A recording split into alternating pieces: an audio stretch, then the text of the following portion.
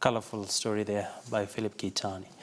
Well, the commissioning of the cargo train that is tipped to boost cargo volumes at the port of Mombasa has been touted as a game changer for the logistics business. While KTN Business Today had an exclusive interview with the Mining Cabinet Secretary Dan Kazungu on what the mining industry stands to benefit from this standard gauge railway. Here's more. It's a project that's been talked about for years, but it's here now. And we should be happy as a nation that we've managed to deliver a project of this magnitude, which is going to be the basis for transformation. All right. So yes, it's great and it's awesome. Okay. So what do you think will be the impact on the mining industry, knowing very well that majority of the minerals are sort of on this side of the country? You know, apart from the fact that, of course, the rail will provide efficiency in the movement of goods and people, open up the hinterland, encourage trans-border trade with our neighboring countries. I think one of the things that has not been talked about strongly is the link between the rail and mining. And I'm glad you bring this up because most of the mines actually in rural counties, whether you're talking Kajiado for soda ash, whether you're talking fluorspar in Kerio Valley, whether you're talking titanium in Kwale. You know, the rail network, this standard gauge railway will bring efficiency in the way we move our minerals, especially mine minerals in the mines, which are in the rural counties. So this is it's make it faster, it make it accessible, it makes it affordable. It brings the cost of bringing lots of bulky minerals into the port of Mombasa for onward shipping to international markets. And that will have a net effect of making mining competitive in the country. Apart from making Kenya competitive at the global stage, it will make our mining sector competitive because costs are down. We have a faster way of moving people, engineers, professionals into areas that were for many years not accessible. The cost of, like I say, the cost of shipping these mineral products to ports and to onward shipment to international market becomes cheaper. Efficiency will be order of the day. Right. These things are key. But if you look at places like touted, for example, one of the very important things that we introduced is mine tours. A lot of people here, Abby, don't know how mines look like. So now, for example, we can be able to move people to say, Tsavo East National Park, to go and see the mines, the Tsavorite, the gemstone mines in the region. And it also be easy to move, for traders to move the gemstones to markets in Nairobi and beyond.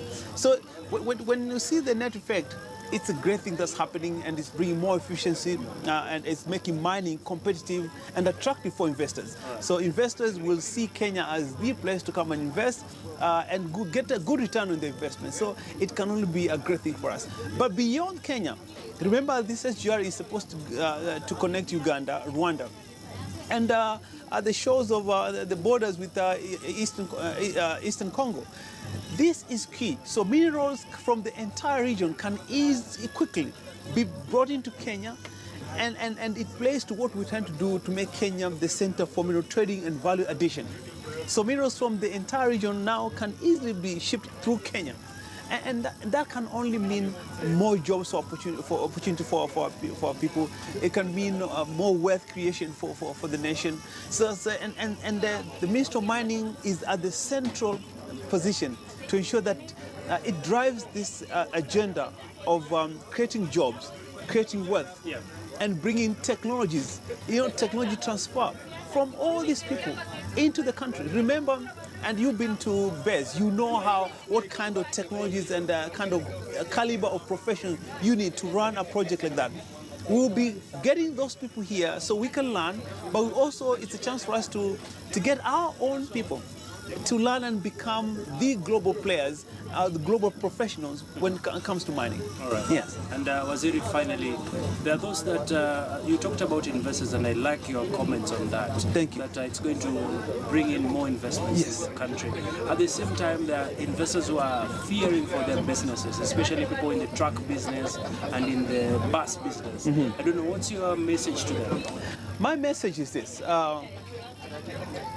Look, you can look at things, everything, depending which side of the coin you're looking at. I think this is another great opportunity for the truckers to play in the neighboring countries for now. And when they do that, that'll be, that'll be a lot of opportunities being brought into the country and making this SGR a facility that can fast track and turn around business more and more.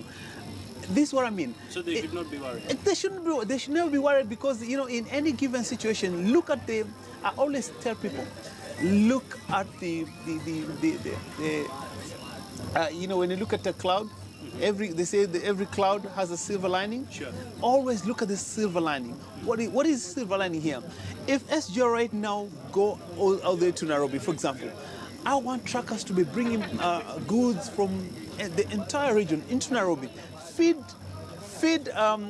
these goods at the point that SGR stops, right. Whether it's Nairobi, whether it's Kisumu, whether it's Malaba, whether it's going to be somewhere in Uganda or Rwanda. Go around the region, collect all these goods from the entire region to that point that this SGR gets in, and feed it, and let all those trucks now be turned around into the port. So either way, there's still business. There's still business for them. Right. It depends on how you look at it. So say for example, goods from Garissa. There's no SGR right now until probably we get the lapset going up, or somewhere around Samburu. Bring the goods into the point where SGR feeds it. So at any given time, be the person that ensure that this SGR becomes more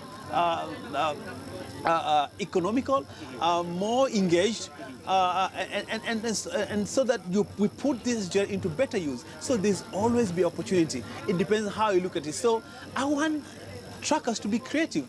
I want them to think outside the box. And either way, I know they can still be profitable because there'll be opportunities for them to play. There's a space for